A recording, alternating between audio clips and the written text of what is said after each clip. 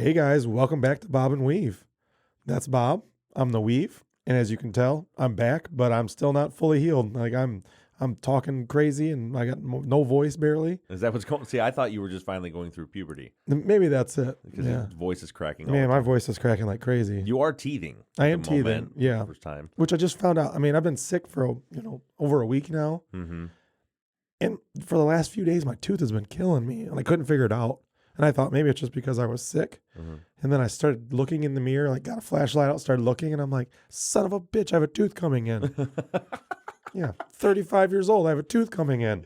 His wisdom teeth finally came in, and that explains a lot. That Zach's wisdom teeth don't come in until he turns 35. Yeah, some of us are slow. And for you video people, those of you that were watching on video as opposed to just listening, suck it in. Suck it in. I meant soak it in. Soak it in, because this is the last time that you're going to get to see my glorious beard. At least for right now. Well, it'll take a little while to grow it again. So for those of you that have never watched the YouTube videos and only listen, for the last few months, I've been growing a glorious It has gotten glorious. Duck Dynasty style beard. And Yeah, I wouldn't go that far. I know. I mean, you've trimmed it a little bit. It's a little less. Well, Zach's back. There's just a smart-ass comedy just made that I hope my son cut out of the video. Yeah. If he didn't, it's fine. It doesn't hurt me. And on that note, hope you guys have been enjoying. Of course, last week's video was a little rough because Ray Andriacchio's video cut out. So it was Can I tell you how bummed I am about that whole situation? yeah. I was really, really looking forward to talking to her. We talked about it. I listened to Culpable to the point that I was trying to get caught up. I listened to like 7 episodes in one day trying to get caught up to talk to Ray. And then I come out and I can't talk at all. Like I'm just sick as a dog. I know. I was bummed you weren't here too. Partially because it's just what I love about anybody we talk to is that we have two very different perspectives on just about everything. Oh, absolutely. So I'm very much in the kind of investigative mode and fact based when I'm talking to her. Yep. And like I think there was a lot of other questions that you may have asked. Yeah, because I'm the idiot. Right. But now you got that wisdom tooth. That is true. One though. Yeah. So Just one. Just 25%. Right. But anyway, back to my glorious beard. So the plan was, I think I mentioned this like when we first started doing the show a couple months ago, that I was going to grow this thing out until right before we go to Mexico, which is, and by the way, in 2 weeks there won't be an episode because Zach and I are going to be gone with our wives. We're going on a vacation. But so I got a little bit of time left, and then I looked at my calendar and realized I have an appointment with the DMV on Thursday, which tomorrow. I think you should leave it. No, I'm not leaving it. It's to renew my driver's license, and in Michigan, you only have to go in and take a new picture every 8 years. Do you realize your beard would almost be out of the picture? I know. They wouldn't know how long it is. That's how good it is. Right. But if I go in and take that picture, then I'm going to have this beard for the next 8 years on my license. And I already have, when I show my ID for something, now because I don't have a beard in that picture from 8 years ago, and I look much younger because I was 8 years younger, people are like, look twice, like, is that really you? So if I have a picture where I have a giant beard, it's just, I don't want it for 8 years. Do you want to talk about how many times I hurt your feelings today too? He's hurt my feelings 3 times just this morning because we recorded our Truth and Justice episode just a little bit ago. He hurt my feelings 3 times. I can't help it.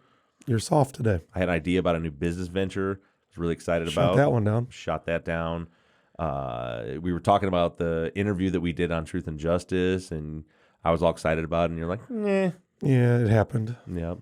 And then you told me my face was fat. Didn't say it was fat. You told me I had a fat face. Said it was round. You said it's round. I was talking about shaving my beard, and I showed him a picture that I had on my desk of my wife and I from when we first started dating 10 years ago. It was a good looking picture. Yeah. And I was like, you probably don't even remember me or didn't even know that I used to look like this. Mm-hmm. And he said, yeah, your face is going to be much rounder now.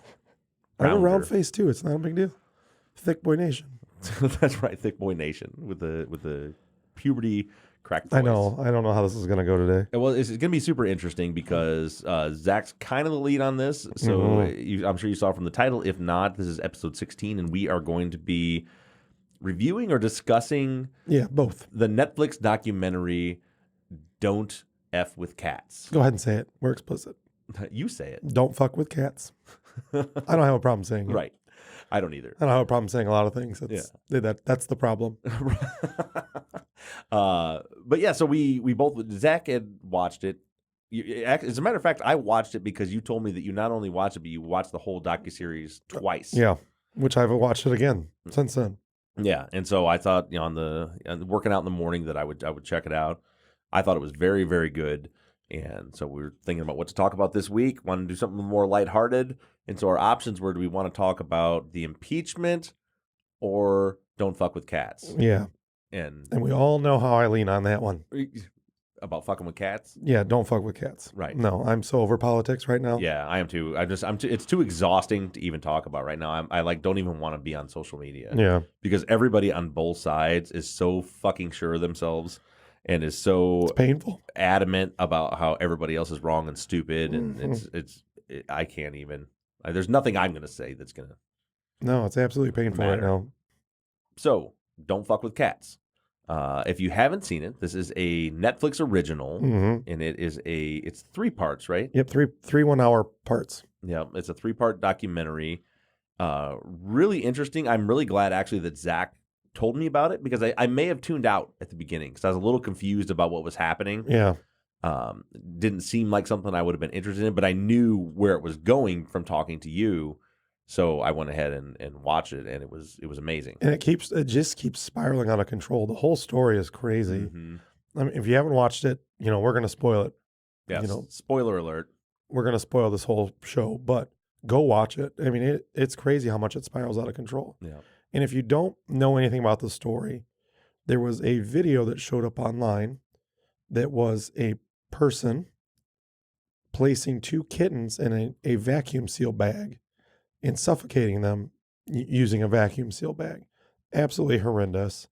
They do not show in the documentary. So that just first and foremost, the documentary is really hard to handle at points, but there is no graphic material. And on that note, I want to point out that what I really liked, I thought that the show was extremely well shot, like the cinematography. Mm-hmm. So, for example, like what Zach's talking about, that video, they showed you the video parts of it, but not the really graphic parts.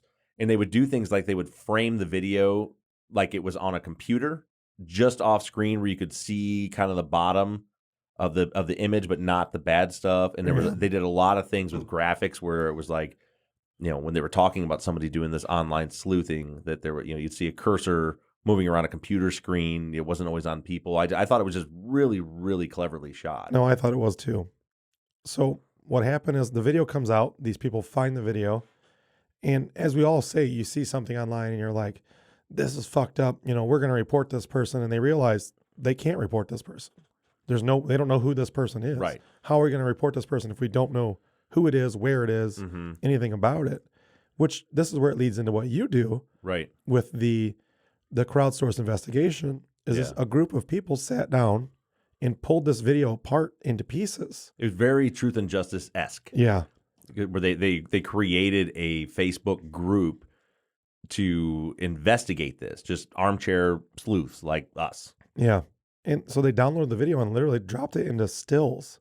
So thousands of stills, and they would go through every still trying to find pieces of evidence. Right. To just not only locate where the person was, but who it was. Right. I think their first task was with that video was trying to figure out where this guy's at. I mean, it's on the internet, so it could be literally anywhere in the world. And they were looking at outlets. Yep, outlets. To see because different countries have different types of outlets. I think their big clue with that one was somebody noticed the pack of cigarettes. Yeah, there was a pack of cigarettes. There was audio in the background, which they eventually figured out was a video that was in Russian. Mm-hmm. So, I mean, that kind of led them. They were trying to look there. Right. There was a vacuum cleaner at one point that they had stumbled across this vacuum cleaner. Yeah. Which was a big piece of evidence for them. Yeah. I think the 2 big things were the cigarettes. They zoomed in and it had a Surgeon General's warning or something on there. Yeah. Or whatever was on the cigarettes indicated to them that they must be in North America. Yeah. So in the United States, Canada, or Mexico. And then that vacuum. Yeah, they found a still shot of the vacuum, and they actually went to a vacuum forum online. Another online group. And basically posted the photo and said, does anybody know what this vacuum is? And I don't think they thought that it was going to lead to much. Right. But someone, said, yep, it's the whatever, I'm going to say Dyson. It's not probably not Dyson, but it's the whatever vacuum. And oh, by the way, that's only sold in North America. Right. So right there, they had already narrowed their search down to North America. And at that point, they were pretty convinced that he was in Russia. Yeah. Because of that audio that was playing in the background. And at one point, what she said, she looked at doorknobs from Lithuania for 16 hours or something. Yeah. I mean, that's crazy. But that's what those people do. A lot of your fans do that same thing. They break down these clues, in the craziest way. I think in season 6, the Melgar case, when we were talking about the size of the TV. Right. And somebody had broke down the size of the TV in the picture based on the space of the screws in a shelf. Right. Who would know that? Yeah. So there was a question about which TV was stolen and which wasn't. And there was a crime scene photo of one of the bedrooms, and there was a TV on a shelf.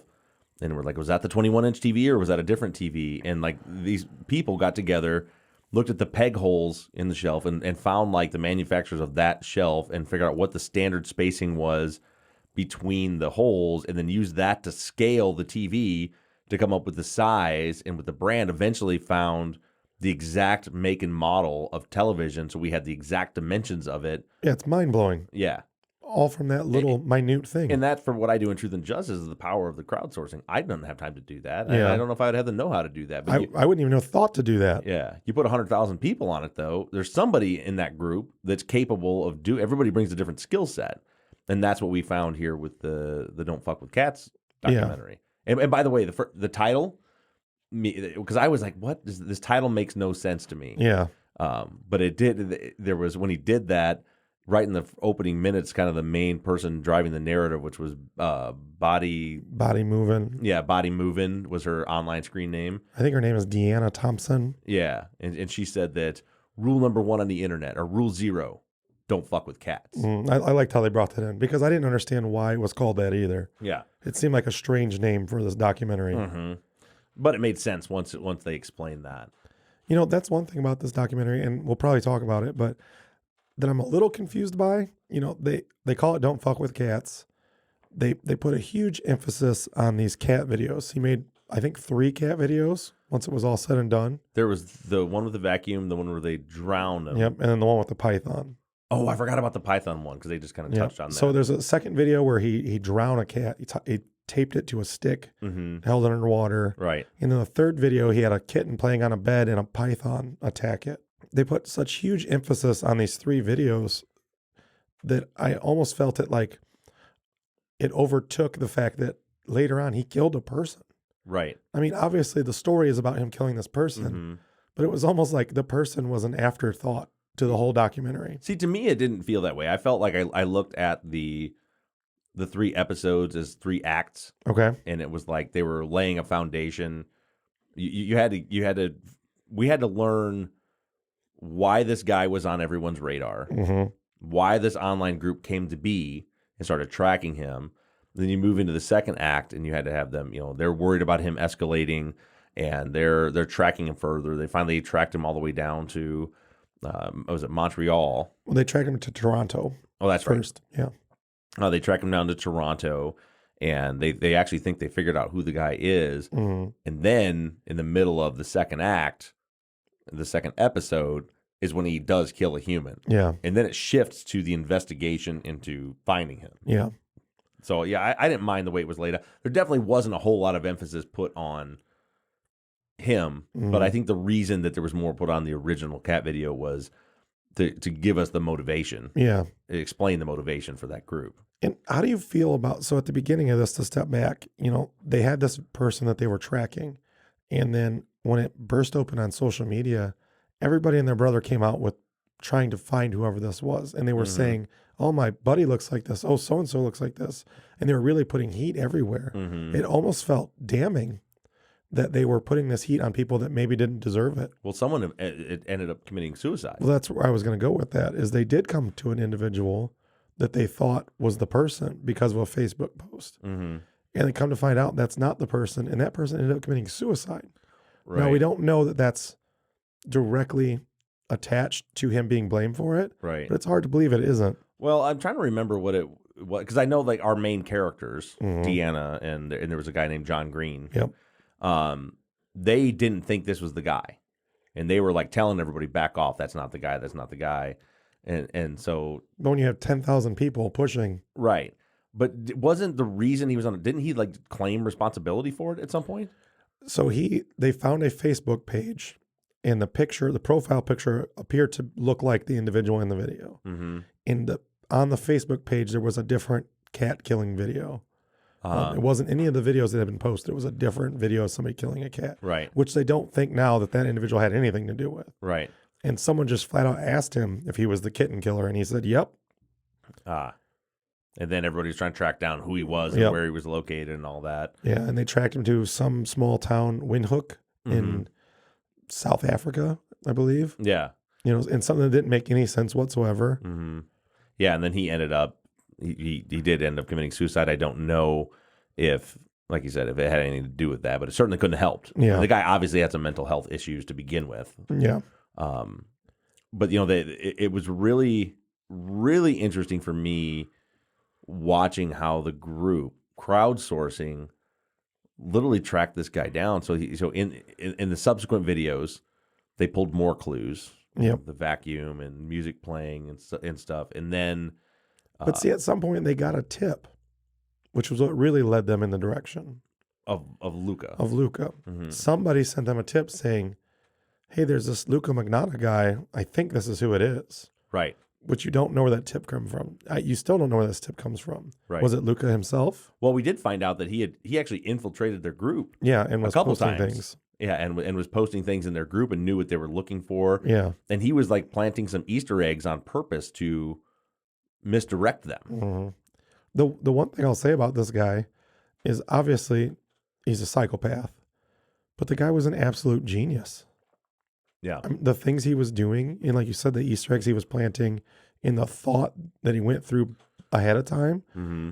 I mean, it was absolutely genius. It's crazy to me how scary genius it is. Yeah.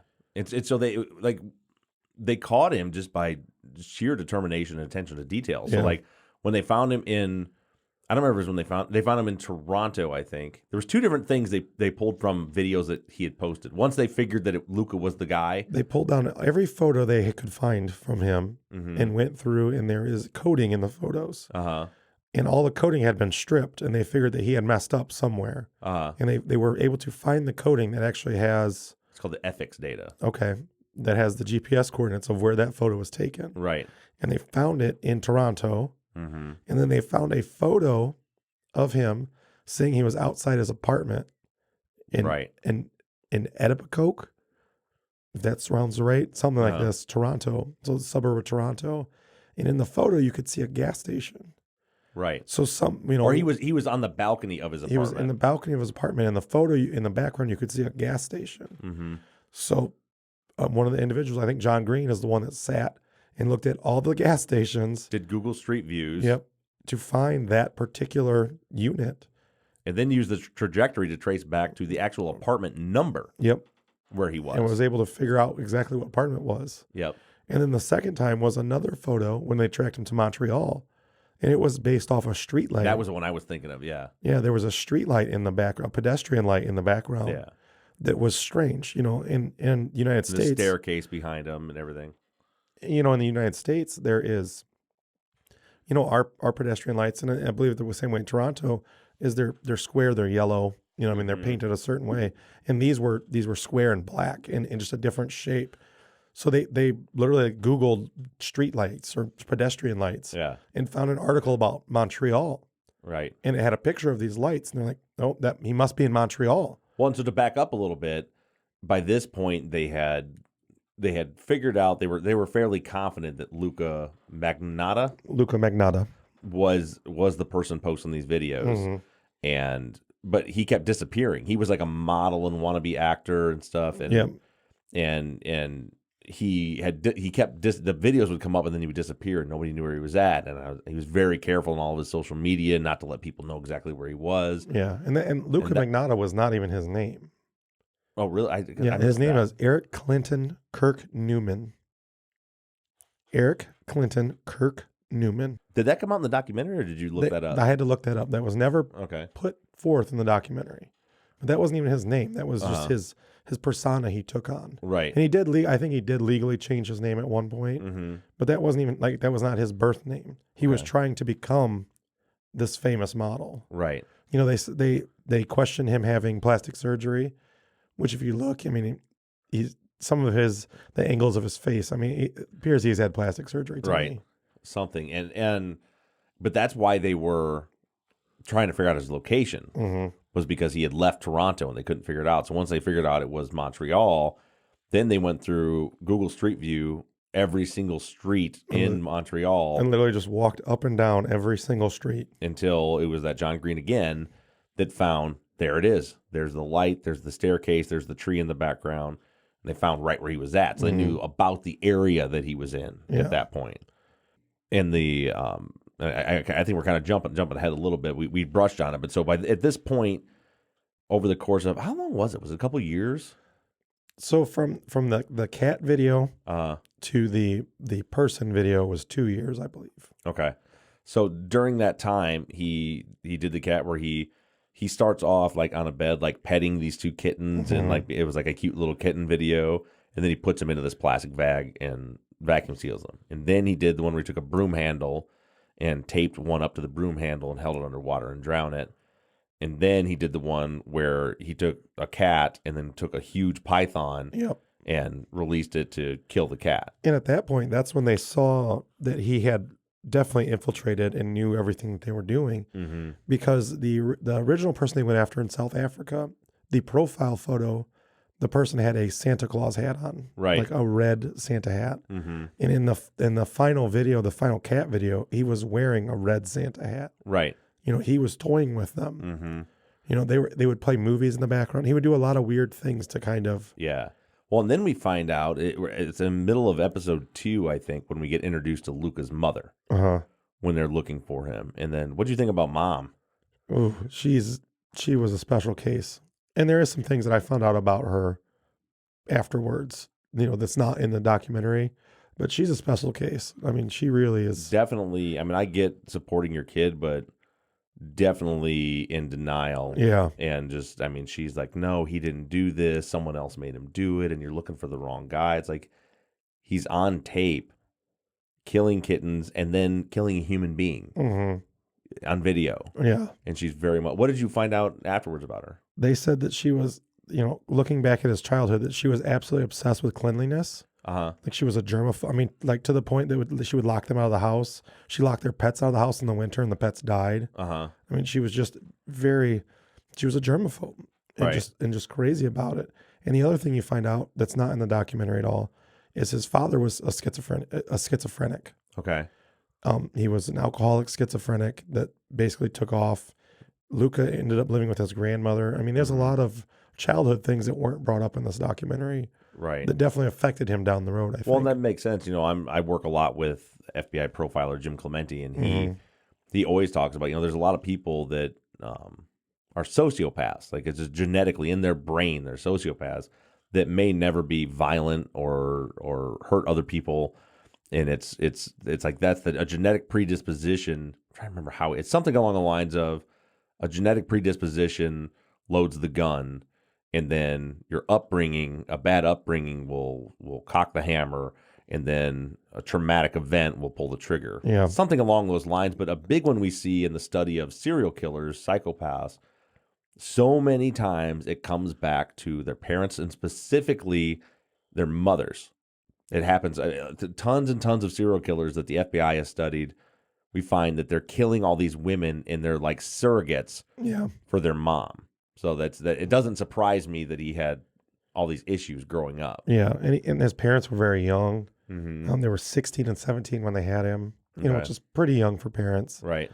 They also talked about that he was homeschooled, which wasn't in the documentary at all, which sheltered him even more from the outside world. Right. You know, and he had this very this film fantasy. You know, everything he did in his life was based off of movies. Right.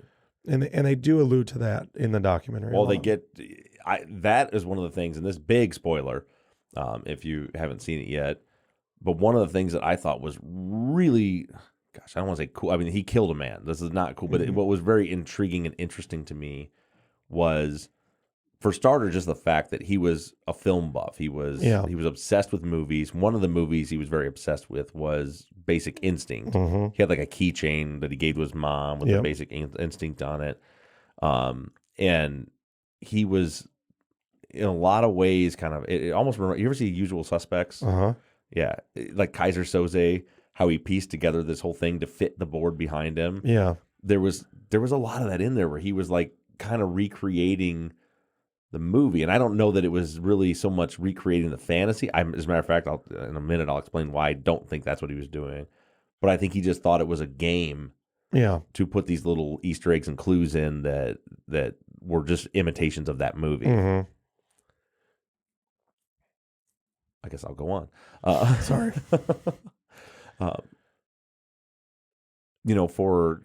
For example, he very carefully crafted the scene, so to speak, for for the murder. So ultimately, what ends up happening is he makes a fourth video, but this time the video starts and it's a guy tied up to a bed, and then he ends up straddling the guy and then stabbing him multiple times with what looks like an ice pick. Yeah.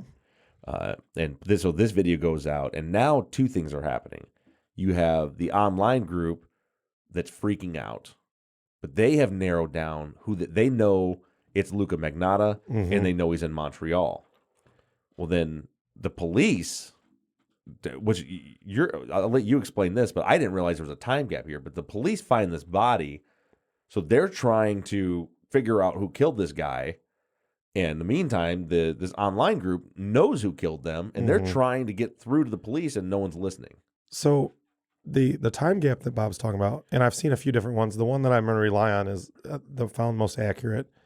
Is the video was posted the day after the murder. They figured out he was missing about the 24th, 25th. Okay. The video was posted on the 25th. Okay.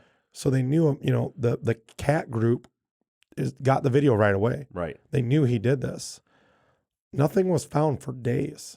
The documentary kind of skips over that and seems like it was very... I thought it happened like the next day. Yeah, it wasn't. So they found out that the packages that he had taken to the post office sat there for 2 days, sat there for over 48 hours before they were distributed. Okay. Because it was a weekend. And the packages didn't go out till Monday.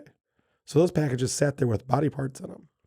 They said the same thing with the luggage. The luggage sat there for over 3 days at the curb with the torso in it before somebody noticed that there was... I thought you had said earlier it was like 2 months. So that's one of the things I read was that, but I found a better timeline through the whole thing. Okay. So it said it sat there on the curb for 3 days before anybody even saw realized that there was maggots coming out of this, which means that trash had been sitting there the whole time too, with body parts, which is why he got away, because there is this time gap. Right. That he did this, put it out there, and left. Yeah. So what he had done was he killed the guy and then literally chopped the guy up into pieces. Dismembered him. And put his torso in a suitcase and put it out by a dumpster. Yeah.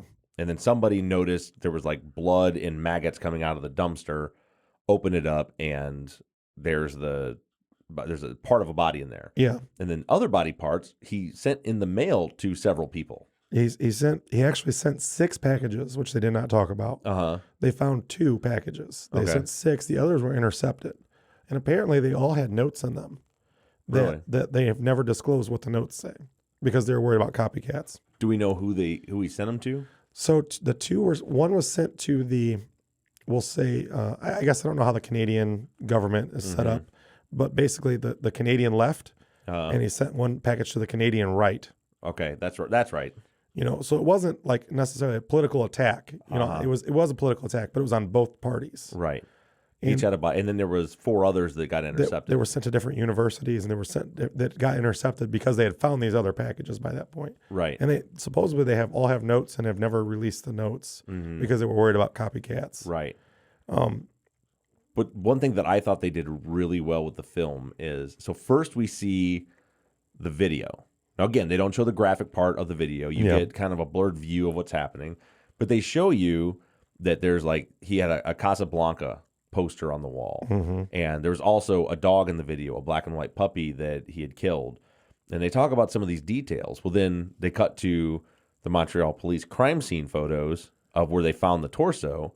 and they start going through trash bags. And the police, what they find to be completely irrelevant, but they open up a trash bag and there's a crumbled up Casablanca poster, and there's a dead dog, black and white dog, in another post in another bag. Yeah, and I caught it right away. The shirt. Yeah, and the yellow shirt, which in the video he's wearing, which right. in the previous surveillance video, June Lin, his victim, is wearing. Right. I mean, I caught it right away. It was crazy to me. Well, I did too, and that's what I liked about how they did it, because I love when you feel like you're figuring something out before the police, and I thought it was just brilliant filmmaking because they laid that groundwork. They let you see the yellow shirt, they let you see the Casablanca poster, they let you see or hear about the fact there's this little black and white dog, and then they show the police, who were not any insult to the police, but they were clueless because they hadn't seen the video. Yeah, and they're finding and I don't think they collected them as evidence. Well, and it was such a disconnect because the cat group believed it was Luca. Right. From the beginning, they thought the perpetrator was Luca, which it turns out it was, but the perpetrator was Luca. And in the police, because there was such a disconnect, they found Luca's ID and assumed it was the victim. Thought he was because there was no head. Yeah, because there was no head. Or arms. So they assumed that was the victim. So they started off completely on the wrong trail. Right. And they went back to his apartment and found it empty. Did they find anything in there? They said there was a can of lemon juice on the table, and it smelled like bleach. And it smelled like bleach, but because they didn't have a warrant. It was basically a wellness check, and no one was there. They couldn't do anything else. Right. Which is afterwards, once they did get a warrant, they went in and did luminol, and there was blood everywhere. Yeah, yeah. And so so you're seeing at this point, the online sleuths are frustrated. Yeah. Because they're trying to get a hold of somebody in the Montreal police to tell them, hey, this was Luca Magnotta. We know who did this. And at some point, somebody did get the video link to the female that I don't remember her name, the lead investigator. Yeah. Claudia. She had a really cool accent. Yeah. Well, that's whatever. Yeah. Quebec over there. So it was, French speaking part of Quebec, and she was speaking English, but her accent was just intriguing to me. I don't know why. All right. Sounds just good. The way she pronounced Magnotta. Magnotta. Yeah. I can't say it the way she said it. Magnetti or something like that she was saying. Yeah. But yeah, so somehow she watches the video, and then we get to see her have this revelation where she's like, and when I'm looking at the video, all of a sudden I'm remembering being at the crime scene. I'm like, there's the yellow shirt, the dog, the Casablanca poster, like all this, and they had they didn't collect it as evidence because it didn't seem like it was related. Yeah. And somewhere in there they had pulled surveillance footage, and you see Luca and June Lin go into the apartment complex, and like you said, June is wearing this yellow shirt, very distinct yellow shirt. Yeah, and then shortly after that, you see Luca walk out wearing that yellow shirt. Yeah, and he goes to get supplies, trash bags, and stuff to go cut up the body. And you see him like he's just such a narcissist. He just killed someone. Yeah, he literally walks out. When he comes back in, he stops and he looks in the mirror and checks his hair. I mean, yeah, like you said, it just no. There's no regard for human life. Like there was no conscience there, none whatsoever. Yeah, and then they have more surveillance video of the in the basement in the trash room, and watch Luca make multiple trips down there and put little packages in there were body parts. Yep. Which a lot of them were never recovered. Did they ever recover the head? They did recover the head in a park, like a couple days later, which again wasn't in the film. I saw the name of the park. I didn't write it down, but yeah, it was recovered in a park about 2 days later. Just sitting out, just laying there. It was just another tip that someone had called in, like, which would freak you out, right? If you were just walking through the park and you're like, I think that's a head, right? Yeah, you almost wouldn't believe it. You're like, is that a Halloween toy? Right? Like, what is that? It was a real head. Yeah. But yeah, so the police figure out that it's Luca, and then we kind of lose the online group after that. Yeah, they come in, they commentate and talk a little bit, but then there was a legit police investigation, which was interesting. Is that at least in the film, the two never intersected. Yeah, in the film they never seemed to intersect, and from everything I could find, I couldn't find anything that intersected. Right. Yeah. So there was like kind of the overwhelming, and again, the part I really liked about it was the power of a whole bunch of just ordinary people putting their skill sets together to solve that. I mean, the police solved it when they had a body and a photo ID of the killer next to the body. Yeah. And they go to his apartment, and then and they watch the video and realize, oh, that the surveillance video. Oh, the guy that's dumping the body parts that's his ID. This is Luca, and they know who they're looking for. But a group of amateur sleuths on Facebook had already solved it way before that. Yeah, and what we didn't talk about is the amateur sleuths even figured out how they met. Where he got the dog from. Oh, right, yeah. They figured out that they were going to look on Craigslist, and they looked up for like a casual encounter hookup on Craigslist. Well, and it was more than they actually did like some forensic linguistics. Yeah, they found out the way that he would write things and the way he would speak, and they found an ad that laid out exactly the way he would do things. There was a certain double space with a comma that he would use. There was a lot of different he would do things. Something like with a period, like after a sentence, he would do space, period, space, space. Yeah, I think it was with a comma. Or comma. Yeah, you're right. Yeah. There was a double space and then a comma. It was a very strange. Yeah. And they literally found a Craigslist personal ad wanting a hookup. And that's how they figured out that they had met. Yeah. They found out he got the dog that way. And there was a lot of things like that they were just ahead of the police. And that's how they. Yeah. So that was kind of the.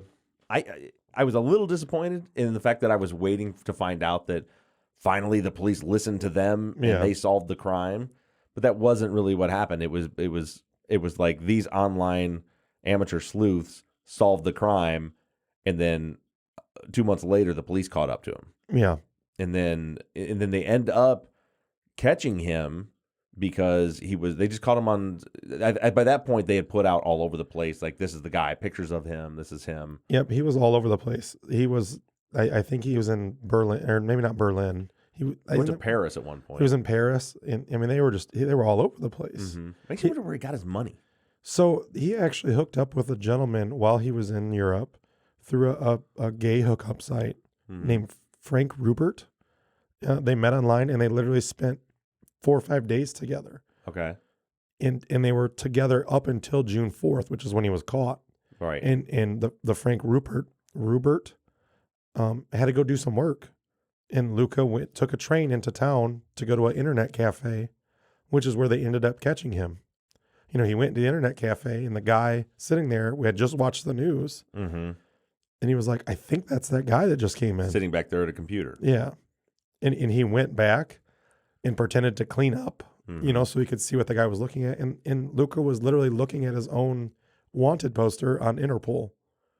Really? Yeah, that's how they caught him. That's how the guy put it together that that's who it was he went back there, and Luca was literally sitting at the computer looking at his own Interpol wanted ad. That's something. Yeah. That's something. He got caught looking at himself. What a way to go out for that guy. Of course. The narcissist that's always doing it. But yeah, they showed the surveillance video on the film, or in the show, of how the police came in full. Was he in Germany?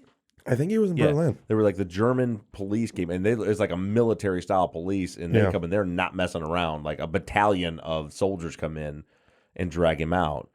And then we get, and we've been led to believe Luca had apparently started to lay groundwork for a defense like 2 years before this. See, yes, I definitely wanted to get into this with you because I wanted to see what you thought about this. I don't know. Because as Bob was saying, he started this groundwork. He said that he was an escort in Toronto at one point, and he had a client that had become very possessive and would beat him. And there was a report that they took him to Miami and raped him and left him drugged on a beach. And there was a police report in Miami of him being found drugged on a beach, and everything lined up. He went to a lawyer 2 years ahead of time and said that Manny Lopez is that so? That guy, that's okay. That makes more sense to me, because I was thinking that guy was a cop. He was a lawyer. He was a lawyer. The guy that looks just like Kirk Douglas. Yes, and he came in and said that to him. Michael Douglas looked like Michael. Douglas. Michael Douglas. And he told him all these incidences they had with Manny, this individual named Manny Lopez, and that Manny was controlling him and all this stuff. And he would literally sit and send this lawyer emails in the middle of the night telling him Manny's outside right now, threatening me. Mm-hmm. Just crazy, building this story. Right, and to his mother too, because his mother was always talked about. You need to find Manny. Manny was making him do all this. Now, here's the one thing that is really, really intriguing to me, and I don't know what I believe or how to even understand this. At one point in the documentary, they're talking to his mom, and she firmly believes that Manny is the person in charge of all of this. Right. In the Python video, at the end of the video, there is another person there. Right. There's another hand. Well, there was another thing that they showed, they were trying to get you to catch that I caught, was after the murder video, you watch him walk out holding the videotape in his hand. Mm-hmm. But then I thought, what year was this? Yeah. Like, when did video cameras have tapes in them? Yeah. Anymore? So this was the murder. What was 2012? I think is when the murder happened. Yeah, it just seems like Yeah. Why would you have? It seems like it would be digital. Yeah. Everything's been digital for a long time now. Right. Real long time. But that's what gets me is where was that really a person? Who is that? Where is that person? Yeah, and they just kind of hinted at it, but they showed the picture of the video, like the screenshot. And there's clearly a third hand. Yeah, you can see his two hands and then a third hand in there. But they didn't talk about it a whole lot. Yeah, they just kind of showed it. So maybe there was this Manny, but ultimately it was the police said there was never any evidence that any Manny actually existed. That he was moving freely from country to country to country to country. And that's the part where I'm like, yeah, there's no freaking way this guy.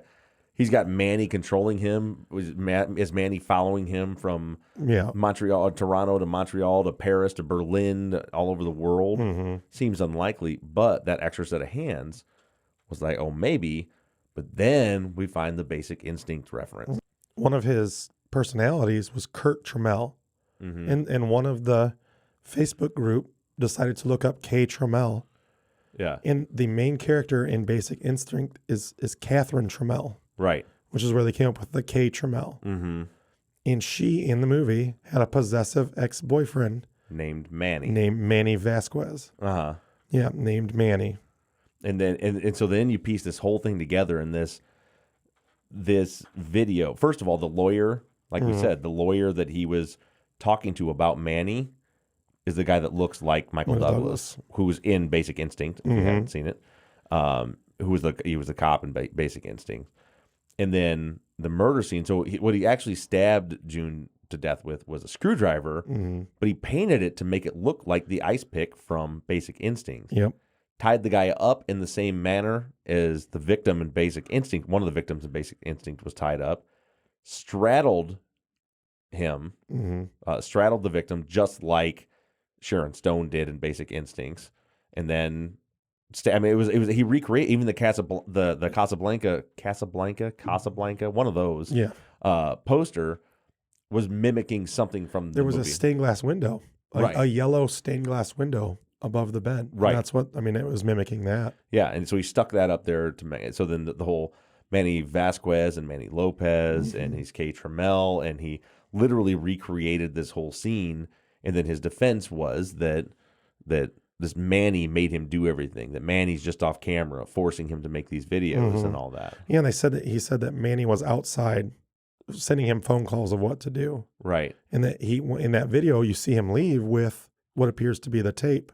Right, but it's real blurry. It is real blurry. Surveillance video. Yeah, but then part of the thing was, I think that's where his story fell apart because they were actually able to pull records like cell tower records. Yeah, that he had nothing, and there was no call logs that fit what he was describing.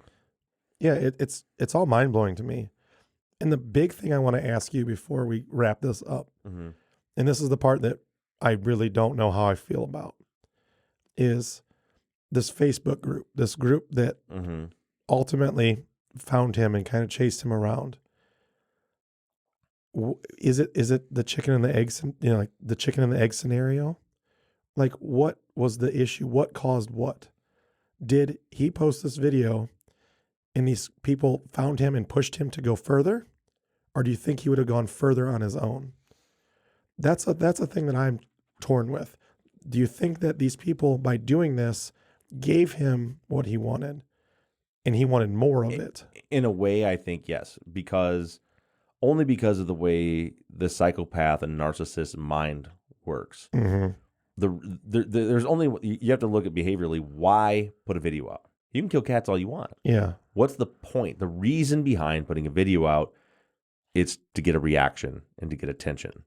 So he got that, and then he continued. He loved, he was eating up, he was in the groups, watching them all try to find him. And then, of course, he did it again, and he escalated again. So I think he's a psychopath who probably would have, to be honest with you, it may have been worse, because with nobody tracking him down or finding him, he could have become a serial killer of humans instead of a serial killer of cats. Yeah.